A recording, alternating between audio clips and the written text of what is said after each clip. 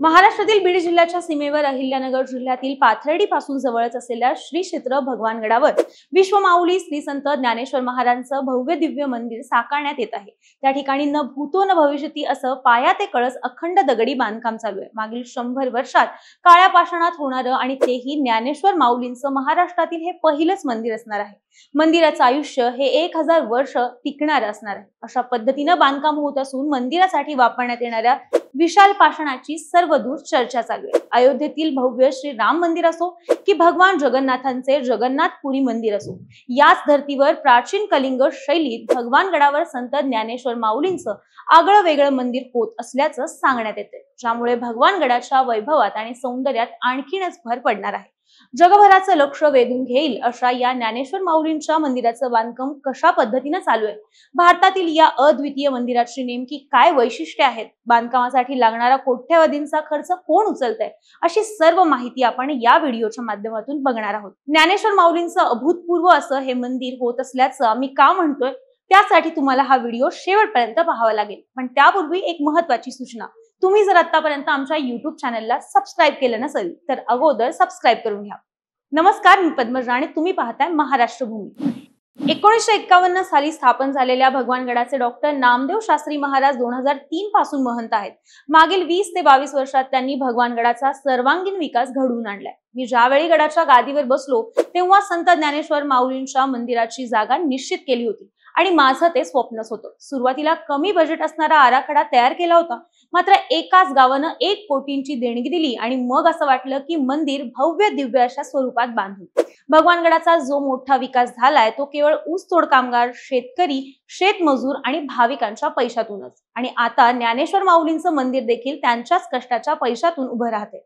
या मंदिरासाठी अंदाजे 26 कोटी रुपयांचा खर्च अपेक्षित असून हे शिवधनुष्य पेलण्यासाठी लहान थोर सर्वजण स्वखुशीनं देणगी देत आहेत। लोकसहभागातून देणग्यांचा ओघ अजूनही चालूच असल्याचं महंत नामदेव शास्त्री म्हणाले। फुल न फुलाची पाकळी म्हणून मंदिर निर्मितीमध्ये आपलाही सहभाग असावा म्हणून महंतांना गावागावात आमंत्रित करून गावकरी देणगीचे आकडे जाहीर करतात।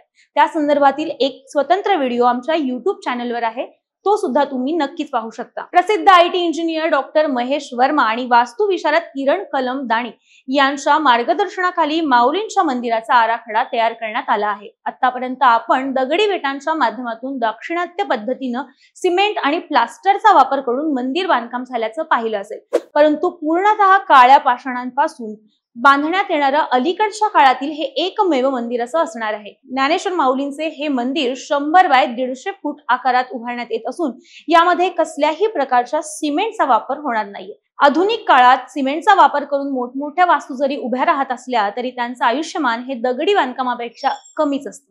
बांधकामासाठी सिमेंटचा वापर न करता 350 टन घाणीचा चुना वापरला जाणार आहे। आता घाणीचा चुना म्हणजे काय, तर चुनखडी आणि लाल माती यांचा गारा करून अर्थात त्यांचं मिश्रण करून त्यापासून एक विशिष्ट पदार्थ तयार केला जातो, त्याला घाणीचा चुना असं म्हणतात। या घाणीच्या चुन्याचं वैशिष्ट्य म्हणजे हे सिमेंटपेक्षाही 1000 पट मजबूत आणि दणकट बनतं। पूर्वीच्या काळी हा घाणीचा चुना बनवण्यासाठी बैल किंवा रेडा जुंपून त्याला गोलाकार फिरवलं जायचं, आता यासाठी आधुनिक यंत्रसामुग्री वापरली जाते। अशा पद्धतीने चुना निर्मिती व दगड निर्मितीचं काम वेगवेगळ्या मशीनच्या सहाय्यानं भगवानगडावर केलं जातंय। क्वालिटी कंट्रोल यासाठी तिथेच प्रयोगशाळा देखील निर्माण करण्यात आली असून त्या ठिकाणी चुना, खडी यांसह इतर मिश्रणांची अगोदर तपासणी केली जाते आणि त्यानंतरच बांधकामासाठी तयार हे झालेलं साहित्य वापरण्यात येते। त्यामध्ये तसूवर ही तडजोड केली जात नाहीये आणि हे विशेष वाटतंय। बांधकामासाठी लागणारे सर्व दगड हे काळे पाषाण आणि शिळा आहेत। या नांदेड जिल्ह्यातील किनवट, देगलूर या परिसरातील तसेच कर्नाटकातून मागवण्यात आलेले आहेत। या महाकाय दगडांना हव्या त्या आकारामध्ये कट करत त्यावर आधुनिक मशीनच्या सहाय्यानं रेखीव कोरीव असं नक्षीकाम चालू आहे। या ठिकाणी आणलेल्या एका दगडाचे वजन हे साधारणतः 1 ते 15 टन आहे। हे दगड उचलण्यासाठी या ठिकाणी JCBची मदत घेतली जाते। या विशाल दगडातून 3 बाय 3 अशा सुंदर चौरस दगडाची निर्मिती करण्यासाठी आधुनिक तंत्रज्ञान वापरून लोखंडी कटरचा उपयोग केला जातो। दगडांच्या कटिंगसाठी 20 लाखांच्या 2 मशीन मागवण्यात आल्या आहेत। बांधकामासाठी वापरण्यात येणाऱ्या या दगडांची किंमत ही 3.5 कोटी रुपये असून 2 कोटी रुपयांचे 15 टन तांबे देखील मंदिर निर्मितीमध्ये वापरण्यात येणार आहे। तर मंदिराचं बांधकाम करण्यासाठी राजस्थानातून 40 कुशल कामगारांना बोलवण्यात आलेले आहे। 18 पगड जातींचं प्रतिनिधित्व करणाऱ्या भगवानगडावरील या ज्ञानेश्वर माऊलींच्या मंदिराचं बांधकाम अतिशय दर्जेदार पद्धतीने चालू आहे, ज्यावर हजारो वर्ष वातावरणाचा काहीही परिणाम होणार नाहीये. नैसर्गिक आपत्तीमध्ये देखील हे मंदिर सुरक्षित राहील अशा पद्धतीने त्याची उभारणी करण्यात येते. ज्ञानेश्वर माऊलींचं हे पूर्वमुखी भव्य मंदिर म्हणजे आधुनिक स्थापत्य कलेचा एक आविष्कार असणार आहे. भगवानगडाची स्थापना ही 1951 साली झाली. 2026 ला म्हणजे पुढील वर्षी गडाच्या स्थापनेला 75 वर्ष पूर्ण होत आहेत. गडाच्या अमृत महोत्सवापर्यंत संत ज्ञानेश्वर माऊलींच्या देखण्या मंदिराचं काम पूर्ण झालेलं असेल. डोळ्यांचं पारणं फेडणारा हा मोठा दुर्मिळ योगायोग ठरणार आहे. त्याच वेळी संत भगवान बाबांच्या गादीवर गडाचे 4थे उत्तराधिकारी म्हणून महंत कृष्णा महाराज शास्त्री हे विराजमान होतील. तशी अधिकृत घोषणा यापूर्वीच महंत डॉक्टर नामदेव महाराज शास्त्री यांनी केलेली आहे. हा नयनरम्य सोहळा याची देही याची डोळा अनुभवण्यासाठी लाखोंच्या संख्येनं भक्त मंडळी येणार आहेत. महत्वाची गोष्ट म्हणजे देशाचे पंतप्रधान नरेंद्र मोदी यांना मंदिराच्या उद्घाटनाचं विशेष निमंत्रण महंत नामदेव शास्त्रींनी यापूर्वीच दिलेलं आहे. मोदी यांच्या व्यक्तिमत्वात वेगळीच आध्यात्मिक ऊर्जा असून त्यांची साधना देश व धर्महिताची ठरते.